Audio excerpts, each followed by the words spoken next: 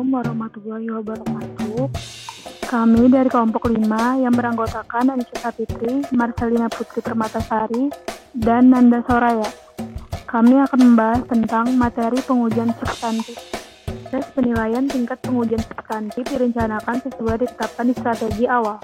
Sebelumnya, strategi audit awal dibagi menjadi dua macam, yaitu 1. Pendekatan terutama substantif, 2. Pendekatan tingkat risiko pengendalian taksir rendah. Yang kita bahas kali ini mengenai poin ke-1, yaitu pendekatan terutama substantif.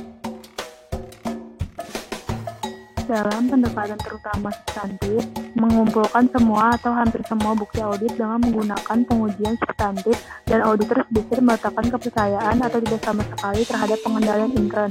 Pendekatan ini biasanya mengakibatkan penaksir risiko pengendalian pada tingkat maksimum atau mungkin hanya mendekati pada tingkat tersebut. Ada 3 alasan auditor memilih untuk menggunakan pendekatan ini. 1. Hanya sedikit kebijakan dan prosedur struktur pengendalian intern yang relevan. 2. Kebijakan dan prosedur struktur pengendalian intern yang berkaitan dengan asersi untuk akun dan golongan transaksi signifikan tidak efektif. 3. Pengujian substantif lebih efisien untuk asersi tertentu. Hubungan antara asersi tujuan audit khusus dan pengujian substantif. Tujuan menyeluruh audit laporan keuangan adalah menyatakan pendapat apakah laporan keuangan klien disajikan secara wajar dengan mengembangkan sejumlah tujuan audit khusus setiap akun berdasarkan 5 asersi. Laporan keuangan yang dapat menentukan apakah pengujian telah diidentifikasi untuk mencapai tujuan audit khusus yang ada dalam setiap asersi. Substantif. Sifat pengujian substantif berhubungan dengan jenis dan keefektifan prosedur pengauditan yang akan dilakukan.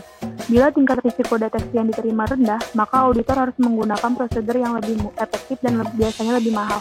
Dan bila risiko deteksi yang diterima tinggi, auditor menggunakan prosedur yang kurang efektif yang biasanya lebih murah. Substantif terdiri dari 3 jenis.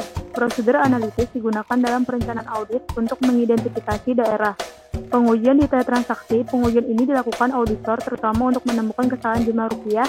Pengujian detail atas saldo-saldo dilakukan untuk mendapatkan bukti saldo secara langsung tentang sebuah saldo rekening. Substantif. Tingkat risiko deteksi yang dapat diterima biasa berpengaruh pula pada saat pengujian substantif. Bila risiko deteksi tinggi, pengujian bisa dilakukan beberapa bulan sebelum akhir tahun. Apabila risiko deteksi rendah, pengujian substantif akan dilakukan pada tanggal akhir tahun atau mendekati akhir tahun. Program audit untuk pengujian substantif. Program audit adalah daftar prosedur-prosedur audit yang harus dilakukan. Sebagai tambahan daftar prosedur audit, setiap program audit harus memiliki kolom-kolom untuk suatu referensi silang ke kertas kerja lain yang berisi bukti yang diperoleh dari setiap prosedur, para auditor yang melaksanakan masing-masing prosedur, dan tanggal pelaksanaan prosedur. Perencanaan awal kerangka umum untuk pengembangan program audit untuk pengujian substantif. 1. Identifikasi asersi-asersi laporan keuangan yang harus dilakukan oleh program audit. 2. Kembangkan tujuan-tujuan audit spesifik untuk setiap kategori asersi. 3. Tentukan risiko bawaan dan risiko pengendalian dan tentukan pula tingkat risiko deteksi akhir untuk setiap asersi. 4. Berdasarkan pengetahuan yang diperoleh dari prosedur-prosedur untuk mendapatkan pemahaman mengenai kebijakan dan prosedur pengendalian intern yang relevan.